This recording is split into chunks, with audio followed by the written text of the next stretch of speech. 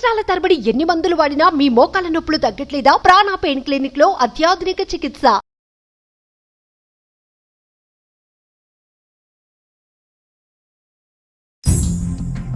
నమస్తే విజయ పెద్దన గారు. నమస్తే ఉషా. రీసెంట్గా మనం కొన్ని వీడియోస్ చేసామండి వైఫ్ అండ్ హస్బెండ్కి సంబంధించినవి. వాటిల్లో కొన్ని కామెంట్స్ నేను చదివాను. కొంతమందివి ప్రాక్టికల్గా ఇళ్ళల్లో జరిగే సమస్యలు కూడా కొన్ని మనం చూస్తూ ఉంటుంటాం. పెళ్ళయ్యే ముందు మా వైఫ్ది శాలరీ చాలా ఎక్కువ ఉండేది. అప్పుడప్పుడు తను సరదాగా ఆట పట్టించేది నన్ను.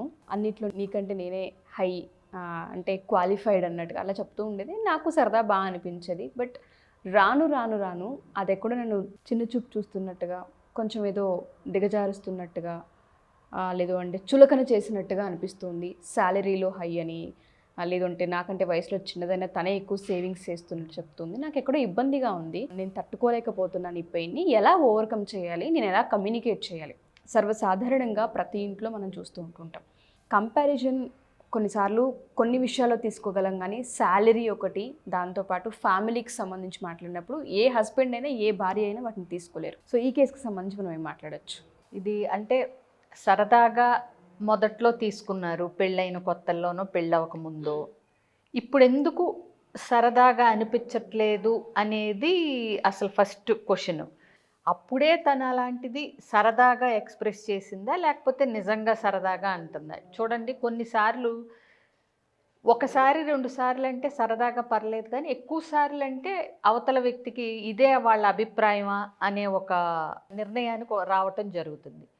ఇంకొకటి, పెళ్ళైన కొత్తల్లో, పెళ్ళవక ముందల పెళ్ళైన కొత్తల్లో ఏంటంటే ఏదన్నా తీసుకోగల ఇష్టము, అంటే ఇది ఆ కొత్త అట్రాక్షను అవి ఎక్కువ ఉంటాయి. బట్ ఇప్పుడు పిల్లలు ఉన్న తర్వాత కూడా ఇదే రకమైన వాక్యాలు వినపడటం అనేది అందరూ అంత ఈజీగా తీసుకోలేరు. వాక్యం వినపడటం వేరు, బిహేవియర్ వేరు. ఇప్పుడు బిహేవియర్లో ఇప్పుడు నువ్వు చెప్పిన దాన్ని బట్టి నాకు అర్థమైంది ఏంటంటే, అంటే ఆవిడ ఎక్కువ అంటే డామినేటింగ్గా ఉన్నారు వైఫ్ అనేది ఒకటి, కుటుంబ నిర్ణయాలు, ఆర్థిక పరమైన నిర్ణయాలు కూడా ఆవిడే తీసుకోవటంతో ఈయనకు చులకన భావం ఏర్పడింది అనేది కూడా ఒకటి మనం అనుకోవటం జరిగింది. సో ఇట్లాంటప్పుడు ఏంటంటే ఫస్ట్ ఆలోచించాల్సింది, ఈయన ఆ నిర్ణయాల వల్ల కుటుంబానికి మొత్తంగా మంచి జరుగుతుందా లేదా. అంటే ఇప్పుడు కొంతమంది ఏంటంటే ఉషా అన్నీ నెత్తి మీద వేసేసుకుని చెయ్యాలనుకుంటారు. నేను కేపబుల్, నేను సమర్థురాలిని కాబట్టి అన్నీ చక్కబెట్టేయాలి. ఒక రకంగా అది వాళ్ళకి స్ట్రెస్సే. సో నేను చేసేయగలను, నేను చక్కదిద్దేయగలను, వాళ్ళ మీద భారం పడకుండా నేను అన్నీ మేనేజ్ చేయగలను అని అనుకోవటం వేరు. వాళ్ళకి తెలీదు, చేత కాదు కాబట్టి నేను అన్నీ చేస్తాను అనే యాటిట్యూడ్ వేరు. రెండోది ఎప్పుడైతే ఉంటుందో అది భర్తలకు ఇబ్బందికరంగా మీరు చెప్పినట్టుగానే ఆ రెండోదే తనకి ప్రాబ్లం. నీకేమీ చేత కాదు, నేనే ఎక్కువ సంపాదిస్తున్నాను, నా వల్ల సేవింగ్స్ ఎక్కువ అవుతున్నాయని, నా వల్ల ఫ్యామిలీ నడుస్తుంది అన్నది ఎక్కడో తెలియకుండానే అహం అంటామా లేదు అంటే యాటిట్యూడ్ అంటామా తెలియదు, కానీ నాకు ఇబ్బందిగా ఉంది అనేది తన ప్రాబ్లం. సో ఇక్కడ అదే నేను అంటుంది, అది ఈయన వర్షను. బట్ అందులో ఇన్ఫీరియర్ ఈయన ఫీల్ అవుతున్నారా, ఆవిడ జీతం ఎక్కువ అనేది కూడా ఒక కోణం ఉంటుంది. ఇప్పుడు చూసే దృష్టిని బట్టి ఉంటుంది. సో ఒకవేళ ఆవిడ మామూలుగానే నా జీతం ఎక్కువ కదా, ప్లస్ నేను ఇవన్నీ చేయగలను కదా, నేను చూసుకుంటానులే, నీకెందుకులే ఇబ్బంది అన్నా కానీ, ఓహో నాకు అంత సమర్థవంతుడిని నేను కాదని, తనైతేనే బాగా చేస్తుందని నమ్మకంతో ఇలా మాట్లాడుతుందా అని ఎక్కడో ఒక ఇన్సెక్యూరిటీ, ఇన్ఫీరియారిటీ కూడా ఎస్పెషలీ మగవాళ్ళకి వచ్చే అవకాశాలు ఉన్నాయి. అది గమనించుకోమంటున్నాను. అంటే ఇంటెన్షన్స్ ఆఫ్ భార్య, అతని వైఫ్ ఇంటెన్షన్స్ ఏంటి, నిజంగా చులకన చేస్తుందా, చులకన చేయబడుతున్నానని ఈయన ఫీల్ అవుతున్నాడా? రెండిటికి తేడా ఉంది కదా, అవునా? ఆ లైన్ తెలుసుకుంటే ఫస్ట్ అసలు ఇబ్బంది ఉండదు. ఒకవేళ ఈయన అనుకున్నట్టు ఆవిడ లైన్ క్రాస్ అయ్యి ఈయన్ని చులకన చేయటం, లెక్క చేయకపోవటం, చిన్న చిన్న నిర్ణయాల్లో కూడా ఇంపార్టెన్స్ ఇవ్వకపోవటం, పెత్తనం అంతా నాదే అనుకోవటం, ఇలాంటివి కనుక చేస్తూ ఉంటే కూర్చోబెట్టి మాట్లాడగలగాలి. అంటే తన ప్రవర్తన, తన యాటిట్యూడు, తన తీసుకునే నిర్ణయాల వల్ల తనని పక్కకు పెట్టేసి ఇంపార్టెంట్ డెసిషన్స్ ఆఫ్ ఫ్యామిలీ కూడా సంప్రదించకుండా కానీ, లేదా చెప్పిన వాటికి లెక్క చేయకుండా నేను అనుకున్నదే చేస్తాను అనటం కానీ అతన్ని ఎంత ఇబ్బంది పెడుతుంది అనేది క్లియర్గా ఆవిడికి చెప్పగలగాలి.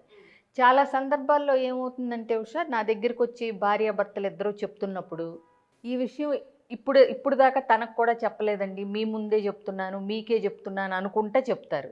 నేను ఇప్పుడే వింటున్నాను, ఇది కనుక నాకు ముందే తెలిసినట్టయితే నేను కొంచెం కేర్ఫుల్గా ఉండేవాళ్ళం అని చెప్పి రెండో వాళ్ళు అంటూ ఉండటం జరుగుతుంది. సో అందుకని ఏంటంటే మొదట వీళ్ళకి ఏదైతే అవతల పార్ట్నర్లో ఇబ్బందికరంగా ఉందో అది కమ్యూనికేట్ చేయండి మీకు తెలిసిన విధానంలో.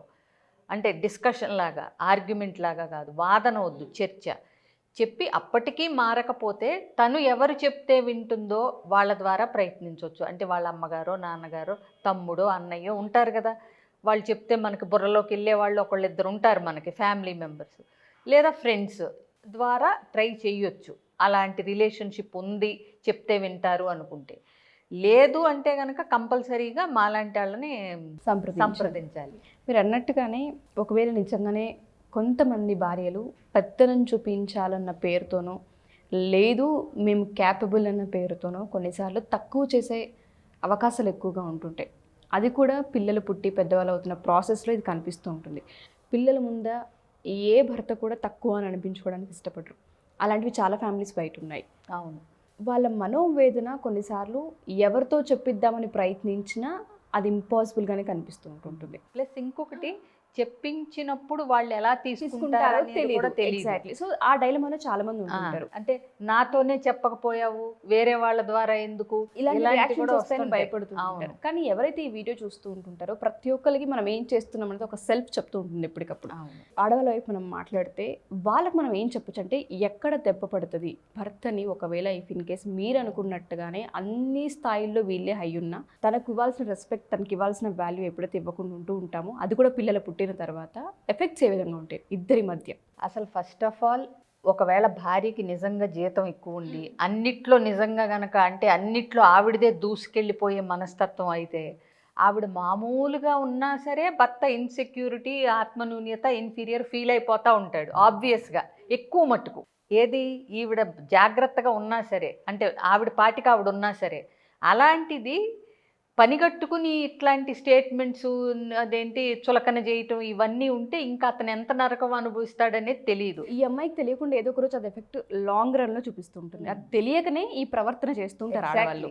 సో అందులో మన సొసైటీలో ఏంటి, సమాజంలో జనరల్గా ఉన్న సిస్టమ్ ప్యాటర్న్ ఎట్లా ఉంటుంది, ఎప్పుడు కూడా భర్త వయసులో కొద్దిగా ఎక్కువ ఉంటాడు, జనరల్గా సంపాదనలో ఎక్కువ భార్య కంటే.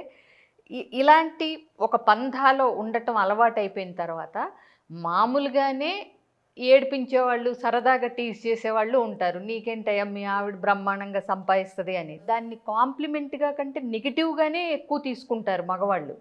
అది ఆ మేల్ ఈగో అనేది అది ఒప్పుకోనివ్వదు చాలామందిలో.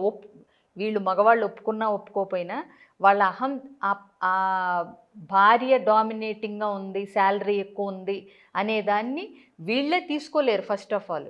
అలాంటప్పుడు అసలు భార్యకి ఒక రకంగా భర్తని అంటే ఇన్సల్టింగ్ ఫీలింగ్ లేకుండా ఇవన్నీ చేయాలంటే ఒక రకంగా మంచిగా ఆలోచించే భార్యకి అది కత్తి మీద సాము. అంటే ఎక్కడ నా భర్త ఇన్ఫీరియర్గా ఫీల్ అవుతాడో నేను కేర్ఫుల్గా ఉండాలని. అలా కాకుండా ఇప్పుడు ఈ కేసులో పనిగట్టుకుని ఇలా చేస్తే ఇంకా ఇతను ఇంకా హర్ట్ అయ్యి ఇంకా అంటే ముడుచుకుపోయి విడిపోదామని నిర్ణయాలకు కూడా వచ్చేస్తూ ఉంటారు కొంతమంది. చాలా మంది ఆడవాళ్ళకి ఇది తెలియక సంసారాలని పాడు చేసుకుంటారు. తెలియకేం కాదు ఉషా, ఏంటంటే నేనే సూపరు అనే ఒక సుపీరియారిటీ కాంప్లెక్స్, లేకపోయినా బతికేస్తాను అనే యాటిట్యూడ్ ఇప్పుడు ఈ కాలం బాగా కనిపిస్తుంది. అంత తెలియకుండా ఏం కాదు. ఎందుకంటే అవతల వ్యక్తి ఫీల్ అవుతున్నప్పుడు ఇవన్నీ మన పార్ట్నర్ మన ఫీల్ అవుతుంటే మనకి మొహంలో తెలియదు. బట్ ఏంటంటే ఎక్కడో కొన్నాళ్ళ తర్వాత కొంతమందికి చూడు, ఏది అందరినీ ఒకే ఘాటిని కట్టేయలేం మనం. బట్ తెలియకుండా అయితే ఉండదు. అవునా, ఇతని ప్రవర్తనలోనో ఇతను అంటే ముభావంగా ఉండటంలోనో ఏదో మొత్తానికి అవతల వ్యక్తికి నేను చేసేది హర్ట్ఫుల్గా ఉంది అని తెలియనంత అమాయకత్వంలో ఉండటం కూడా తప్పే. మరి తెలియదని అంటే గనక తెలుసుకోవాలి కదా మనం ఏం మాట్లాడుతున్నాం, అవతల వ్యక్తికి అది ఎలాంటి రియాక్షన్ వస్తుంది అనేది వైఫ్ అండ్ హస్బెండ్ కేర్ఫుల్గా ఉండాలా వద్దా? అవునా, ఏంటంటే ఒకలాంటి నాకే తెలుసు, నేను చిన్న వయసులోనే అతనికంటే ఎక్కువ ఉండటం, స్లోగా ఏంటంటే నేనే రన్ చేసేయగలను షో మొత్తం అనే ఫీలింగ్కి వెళ్ళిపోతారు.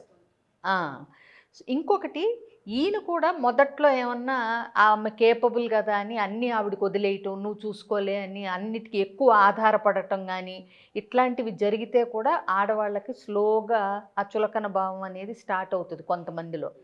అంటే ఏంటంటే బౌండరీస్ సెట్ చేయకపోవటం, ప్రతిదానికి ఈవిడ మీద ఆధారపడటం, ఫస్ట్ టైమే హర్ట్ అయినప్పుడే ఆ బిహేవియర్ తనకి నచ్చలేదు అనేది ఎక్స్ప్రెస్ చేయకపోవటం, వీటన్నిటి వల్ల కూడా వాళ్ళు గ్రాంటెడ్గా తీసేసుకుని వీళ్ళు హర్ట్ అవుతున్నారా లేదా అనేది పట్టించుకోకుండా వాళ్ళ పాటికి వాళ్ళు ఫ్లోలో వెళ్ళిపోతూ ఉంటారు కొంతమంది. ఈయన విషయంలో ఏమవుతుంది అనేది చెక్ చేసుకోవాలి.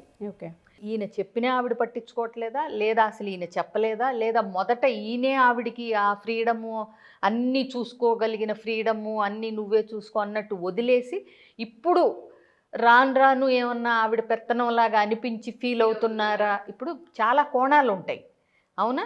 సో ఇలాంటివన్నీ చూసుకుని మాట్లాడి ఎక్స్ప్రెస్ చేసి ఇవన్నీ ప్రయత్నాల తర్వాత కూడా ఏమీ ఇంప్రూవ్మెంట్ కనిపిస్తున్నట్టు లేదు అని అనిపిస్తే కనుక తప్పకుండా కౌన్సిలర్స్ని కలవండి. ఎగ్జాక్ట్లీ మీరు చెప్పినట్టుగానే ఎవరైనా సరే మా ఈ వీడియో కనుక చూస్తే పెత్తనం ఒక సైడ్ మాత్రమే కనిపిస్తుంది, పిల్లల ముందు ఫ్యామిలీ ముందు చులకన అవుతున్నాము అన్నప్పుడు కొన్నిసార్లు విజయ పెద్దనాయన గారు కొన్ని రూల్స్ చెప్పారు.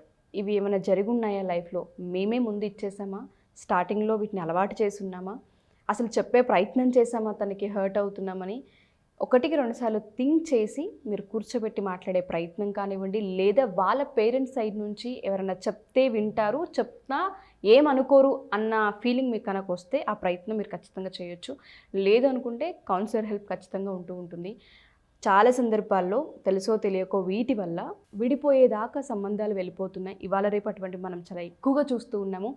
అందరూ అని చెప్పలేదు మేము వీడియోలో. ఎవరైతే ఇటువంటి ప్రాబ్లంతో ఇబ్బంది పడుతూ ఉన్నారో ఖచ్చితంగా వాళ్ళకు ఒక సొల్యూషన్, ఏ పాయింట్లు మనం చెక్ చేసుకోవాలి, క్రాస్ చెక్ చేసుకోవాలి, ఏ విషయాలు పరిగణలోకి తీసుకోవాల్సిన అవసరం ఉంటుంది, మన ద్వారా జరిగిందా, మొదటి నుంచి జరుగుతూ ఉందా, ఈ మధ్య కాలంలో ఏమన్నా వచ్చిందా, ఇటువంటివన్నీ మనం చూసుకున్నప్పుడు బంధం బలపడే అవకాశం ఉంటుందని ఈ వీడియో సారాంశం. ఎవరైనా సరే కౌన్సిలింగ్ హెల్ప్ కావాలి, మేము అన్నీ ప్రయత్నించామనుకుంటే కింద స్క్రోల్ అవుతున్న కాంటాక్ట్ నెంబర్ని కాంటాక్ట్ చేస్తే విజయ పెద్దనాయన గారి మీకు పూర్తి వివరాలు అందిస్తారు.